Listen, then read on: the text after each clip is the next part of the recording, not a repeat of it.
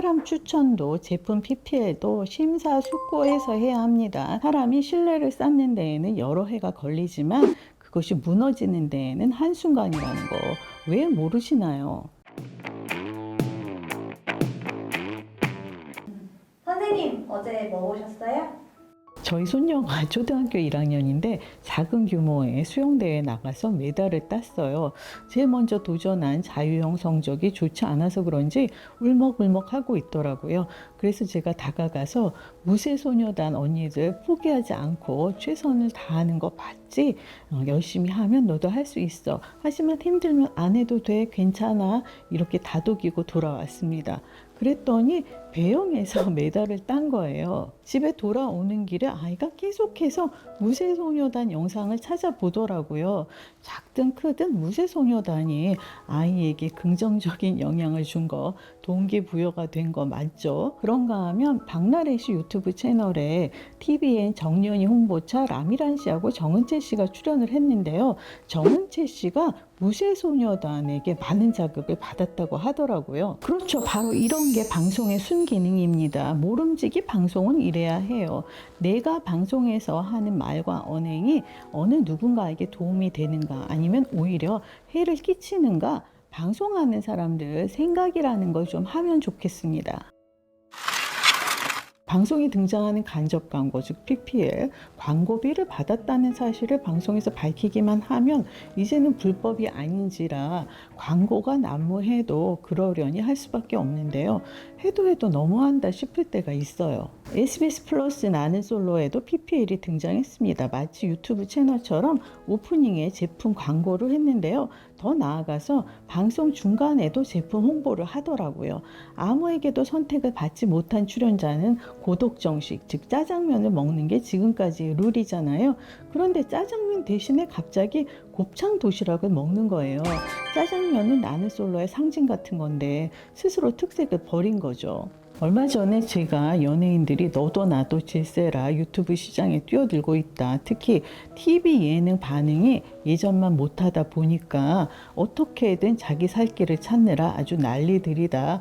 이런 말씀을 드렸었는데 불과 반년이 지나지 않아서 아주 기하급수적으로 늘었습니다. 지난 6월 29일에 방송된 MBC 전지적 참견 시점 305화에 이영자 씨의 세컨하우스가 소개됐습니다. 도시와 시골을 오가는 3도 4촌을 시작했다고 해요. 집이 공개되자 모두들 감탄을 금치 못했는데요. 돌아가신 어머니의 꿈이 손자들에게 밑반찬을 해주시는 거였대요. 어머니의 꿈을 대신 이루고자 집을 마련했다고 하더라고요. 3월 그 싱가포르 홍보 여행편 이후에 이영자 씨가 저래도 되나 싶을 정도로 거의 리액션만 해왔습니다. 그러다가 잘 꾸며진 세컨하우스를 공개하기에 또 어머니의 뜻을 이어가기 위한 행보라고 하기에 역시 이영자 씨다 싶었어요. 한 방이 있다고 생각했죠. 그런데 알고 보니까 유튜브 채널을 위해서 마련한 공간이지 싶더라고요. 일종의 스튜디오예요. 전지적 참견 시점에 앞서서 며칠 전에 먼저 유튜브 채널에서 그 공간을 공개했거든요. 근데 예고를 보니까 다음 주죠. 26일에 전지적 참견 시점에서 다시금 이 집을 다룰 예정이라고 합니다. 아마도 홍보가 필요한 모양이에요. 이영자 씨가 자신과 가까이 지내는 유튜버 소영 씨 홍보도 전지적 참견 시점을 통해서 몇 차례 해줬잖아요. 어쩌다가 지상파 방송이 유튜브 홍보의 장이 되었는지 모르겠습니다. 이영자 씨 채널도 꽤 굵직굵직한 PPL이 붙어요. 얼핏 살펴봐도 문경 사과축제, 냉장고 등등 떡볶이나 피자, 치킨 같은 소소한 먹거리보다는 광고비를 훨씬 많이 받겠죠.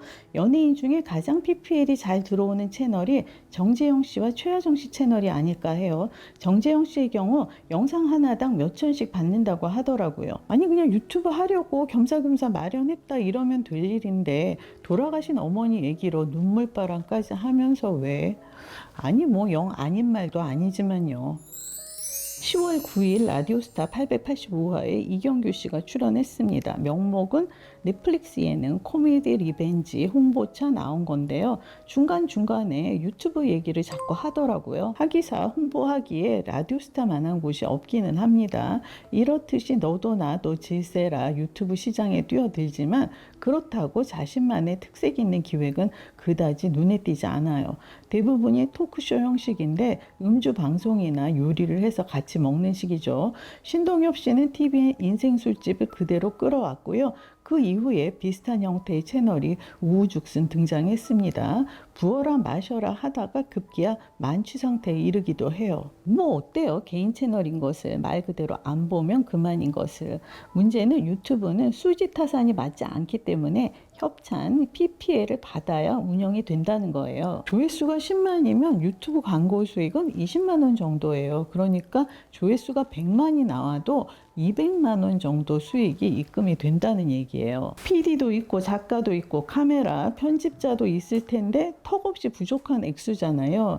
이경규 씨 채널 갓경규도 최근 성적이 성시경 씨가 나왔을 때 70만, 전현무 씨가 나왔을 때 67만, 그 외에는 만족할 만한 조회수가 아닙니다.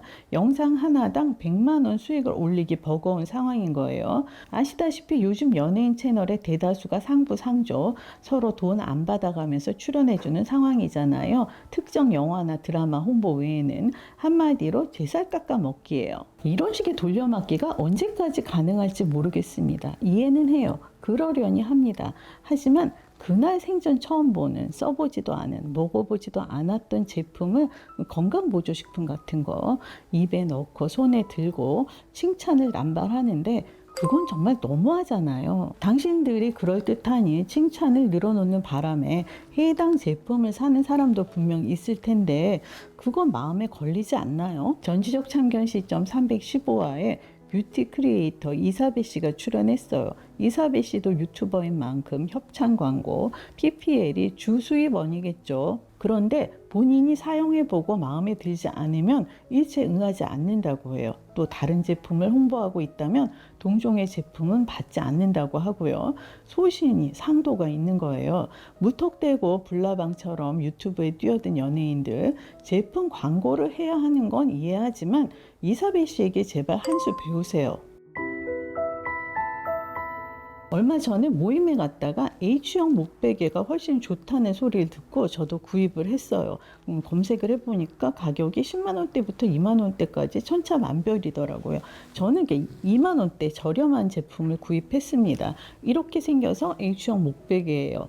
바람을 넣어서 사용하는 거기 때문에 자신에게 맞게 적당히 바람을 빼서 사용을 해도 됩니다. 그리고 이런 허리 받침이 따라오는데 이것도 꽤 요긴 해요. 그리고 제가 지난 여름 내내 목욕탕 곰팡이 때문에 고민이 아주 많았습니다. 그 줄눈을 사서 칠해보기도 하고 좋다는 여러 제품을 바꿔서 써봤는데 소용이 없었어요. 그런데 제 친구가 이 제품을 추천하기에 반신반의하면서 써봤는데 이거 웬걸 곰팡이가 한 방에 박멸했습니다. 이 제품이 사람에게 해로운지 아닌지 잘 모르겠어요. 곰팡이가 한 방에 없어지는 걸 보면 사람에게도 해롭지 않을까요? 그런데 그걸 감안하더라도 어쨌거나 고민은 해결이 됐습니다. 그리고 이 제품 칼라 트리트먼트인데요. 역시 친구가 추천을 해줬어요.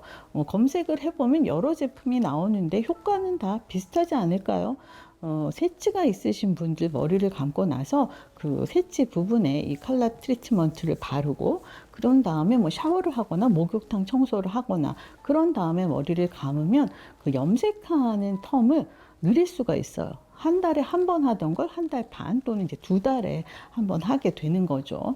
이 제품들은 모두 그야말로 내돈내산 광고와 절대 무관합니다. 이렇게 어떤 제품을 누군가에게 소개하려면 직접 사용을 해보고 추천할 만하다 판단이 될 때 그럴 때나 추천을 하는 거예요.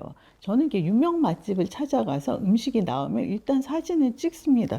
그러나 나중에 사진을 삭제하게 돼요. 누군가에게 적극 추천할 맛이 아니어서예요.